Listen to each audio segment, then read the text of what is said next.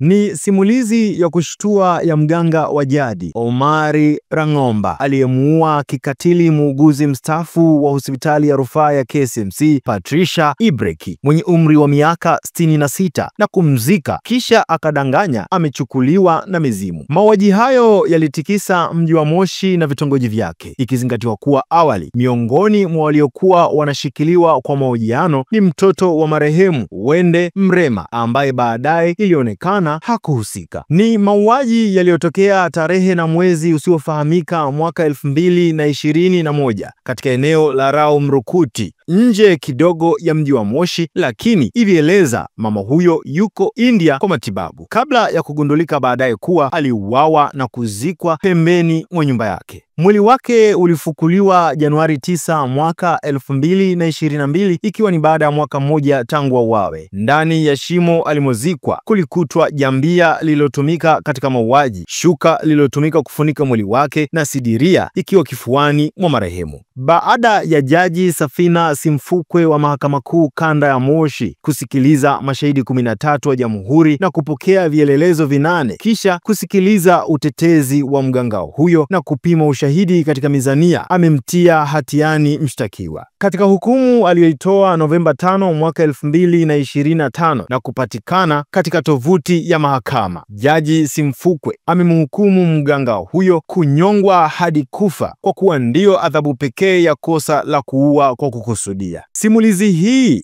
itegemea katika ushahidi uliotolewa na mashahidi 13 wa Jamhuri, akiwemo binti wa marehemu Wende, na utetezi wa mshtakiwa na uchambuzi wa jaji kuhusu ushahidi na adhabu yenyewe. Aliyekuwa mkuu wa upelelezi wa wilaya ya Moshi OCCID mrakibu wa polisi SP Leonsi Mwamunyi alieleza kwamba mwaka 2021 kulikuwa na taarifa za kutoweka kwa Patricia alizozipokea kutoka kwa ndugu na uongozi wa kijiji cha Rao. SP Mwamunyi, aliyekuwa shahidi wa 11 wa Jamhuri, alieleza mahakama kuwa baada ya kupokea taarifa hiyo alitembelea nyumbani kwa Patricia alikomkuta mtoto wake wa kike Wende aliyekuwa akiishi na mama yake. Alipomuuliza mama yake yuko wapi, alimweleza kuwa hakuwepo nyumbani kwa zaidi ya miezi 9, lakini alitilia mashaka majibu yake, akaamua kumchukua na kwenda naye kituo kikuu cha polisi Moshi kwa ajili ya kufanya naye mahojiano. SP Mwamunyi alieleza katika maelezo yake kwamba Wende aliwaeleza polisi kuwa mama yake alikuwa amekwenda India kwa matibabu, lakini maelezo yake ya pili akasema kuna vijana wawili walimchukua na kwenda naye Tanga kwa matibabu. SP Mwamunyi aliambia mahakama katika uchunguzi wao walibaini Patricia hakuwa nje ya nchi, na kwa kuwa Wende aliwataja watu wawili, Waziri na Omari, kuwa wanahusika na kutoweka kwa mama yake, uchunguzi rasmi ulianza. Kwa mujibu wa SP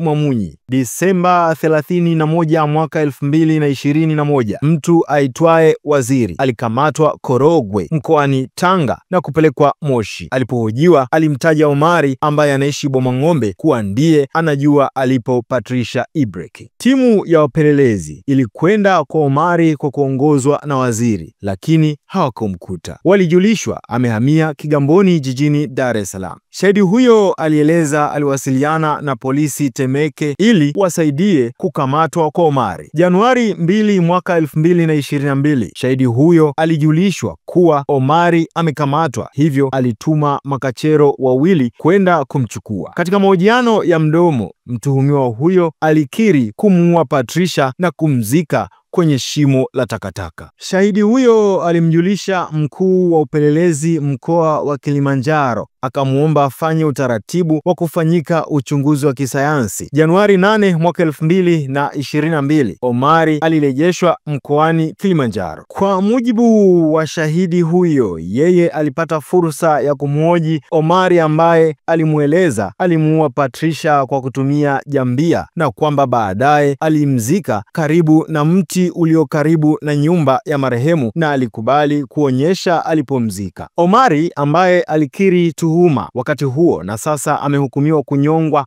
hadi kufa. Aliwapeleka makachero hadi eneo alipomzika Patricia, lakini kwa kuwa ilikuwa ni saa 4 kamili usiku hawakuweza kufanya lolote, hivyo eneo liliwekewa ulinzi. Siku iliyofuata, baada ya kukamilisha taratibu zote za kisheria, mwili wa Patricia ulifukuliwa mbele ya daktari wa KSMC aliyekuwa shahidi wa 10, wataalamu wa uchunguzi wa kisayansi, mwenyekiti wa kijiji na baadhi ya ndugu wa marehemu. Kwa mujibu wa shahidi huyo, walipata mabaki ya mwili wa Patricia ukiwa umeoza. Kulikuwa na jambia ndani ya shimo hilo, shuka lililotumika kumfunika marehemu na nguo za ndani ikiwemo sidiria. Mabaki ya mwili huo yalipelekwa hospitali ya rufaa ya KSMC ambako sampuli za vinasaba yani DNA zilichukuliwa kutoka kwenye mifupa na meno, udongo lilipopatikana, jambia na mwili ulipozikwa, pia sampuli kutoka kwa washukiwa. Sampuli hizo zilitumwa ofisi ya mkemia mkuu wa serikali kwa ajili ya uchunguzi wa kisayansi na ilithibitishwa kuwa mabaki ya mwili ule ulikuwa ni wa Patricia. Shahidi wa 7 wa Jamhuri alikuwa mkuu wa upelelezi mkoa,